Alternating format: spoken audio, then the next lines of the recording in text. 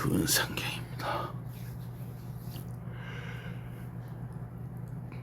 히브리서 3장.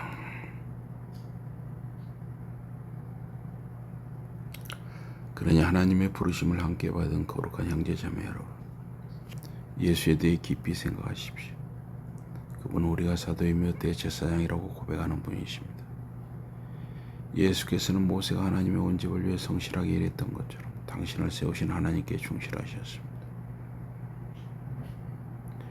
집을 지은 사람이 그 집보다 더 존귀합니다.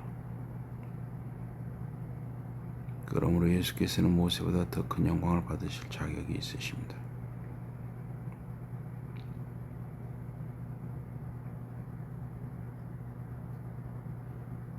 모든 집은 그것을 지은 사람이 있게 마련입니다. 그런데 모든 것을 지으신 분은 하나님이십니다.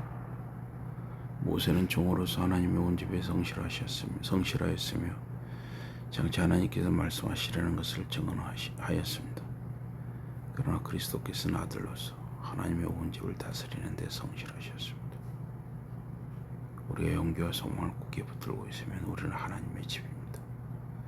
그 소망은 우리가 자랑스럽게 여기는 것입니다. 그래서 성령께서 이렇게 말씀하십니다. 오늘 너희가 그분의 음성을 듣거든 너희는 무디고 고집스러운 마음을 품지 말아라. 너희는 광야에서 시험을 받던 때에 나에게 반역하여 그런 마음을 품었었다. 그곳에서 너희의 조상들은 40년 동안이나 내가 하는 놀라운 일들을 보고도 나를 시험하고 떠보려 하였다. 그 때문에 나는 그 세대 사람들에게 화가 나서 이렇게 말하였다. 그들은 마음이 비뚤어져 언제나 딴 길로만 가고 내 길은 알지도 못한다. 나는 화가 나서 맹세까지 하며 선포하였다. 그들은 결코 나의 안식에 들지 못할 것이다. 그러니 형제자매 여러분 가운데 믿지 않는 악한 마음을 가지고 살아계신 하나님을 떠나려는 사람이 없도록 하자고 조심하십시오. 날마다 서로 용기를 북돋아 주십시오. 아직은 오늘이라고 말할 수 있는 지금 그렇게 하십시오.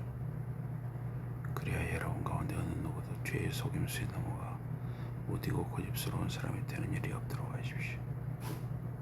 우리가 처음 믿을 때에 가졌던 확신을 끝까지 굳게 지키면 우리는 하나님께서 약속하신 복을 그리스도와 함께 나누어 받게 될 것이기 때문입니다.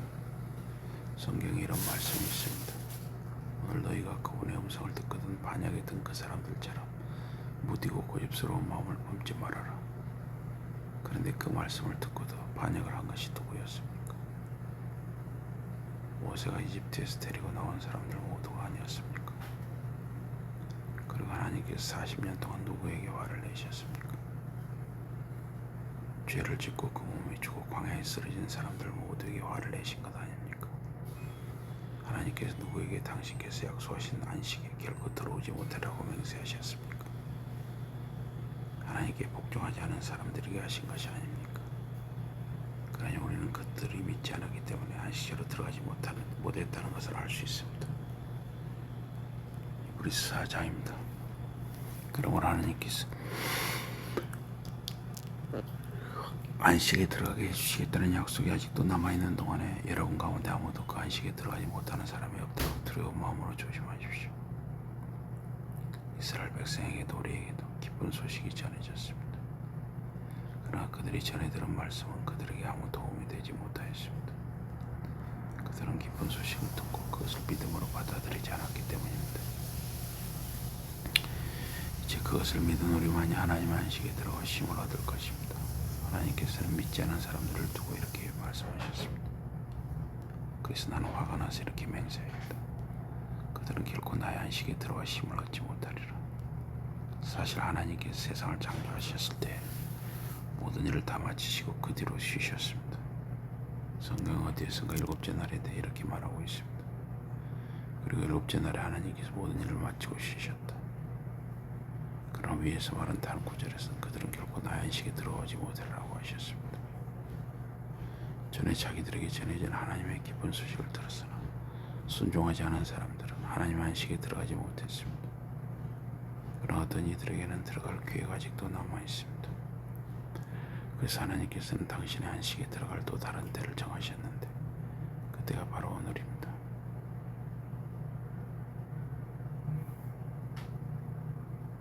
하나님께서는 이 사실을 오랜 세월이 흐른 뒤에 다윗을 통하여 선포하셨습니다.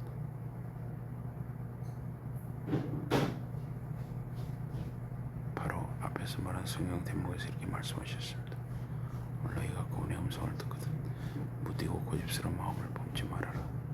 만일 여호수아가 이스라엘 백성에게 안식을 주었더라면 하나님께서 나중에 또 다른 안식의 날에 대해 말씀하지 않으셨을 것입니다.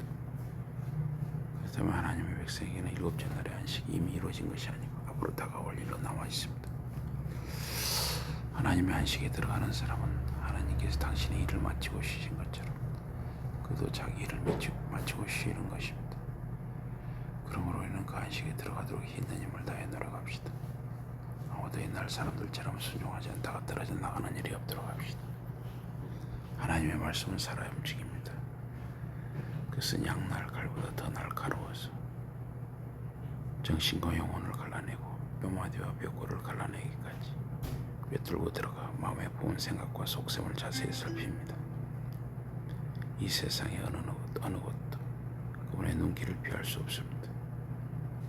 하나님 앞에서는 모든 것이 드러나면 그분의 눈앞에서는 모든 것이 벌거숭이가 됩니다. 그분은 우리의 재판장이시니 우리는 그분께 우리의 살아온 모습 그대로를 말씀드리지 않을 수 없습니다. 우리에게는 하늘로 들어가신 위대한 대제사장이 계십니다. 곧 하나님 아들 예수이십니다. 그러니 우리가 고백하는 신앙을 굳게 지킵시다. 우리의 대제사장이신 예수는 우리의 연약함을 동정할 줄 모르는 그런 분이 아니십니다. 그분은 이 세상에 사실 때 우리가 똑같이 온갖 시험을 다 당하셨습니다. 그러나 결코 죄는 짓지 않으셨습니다. 이제 예수를 우리의 대제사장으로 오셨으니 우리는 자신 있게 은혜의 보좌 앞으로 나아갈 수 있습니다. 그러면 필요한 때에 우리를 도와줄 하나님의 자비를 내를 받게 될 것입니다. 우리서 3장과 4장이었습니다.